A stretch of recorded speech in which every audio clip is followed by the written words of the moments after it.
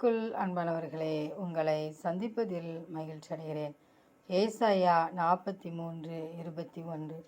இந்த ஜனத்தை எனக்கென்று ஏற்படுத்தினேன், இவர்கள் என் துதியை சொல்லி வருவார்கள்.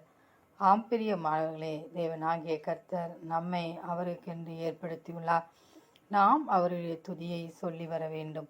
தேவன் நம் வாழ்வில் செய்த எண்ணிலடங்காத நன்மைகளுக்காக, கிருபைகளுக்காக நாம் அனுதினமும் அவரை துதித்து ஸ்தோத்திரிக்க வேண்டும்.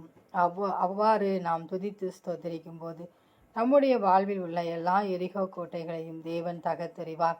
அவர் நம்மை உண்டாக்கினதான நோக்கமும் நிறைவேறும். எனவே நம்மால் முடிந்த வரை நம் தேவனை நாம் துதிப்போம். அவருடைய மகிமையை நாம் பெற்றுக்கொள்வோம். அந்த தேவனின் அன்பு கரங்களை நாம் பற்றி கொண்டு அவரோடு கூட வாழ்வோம். ஆமேன்.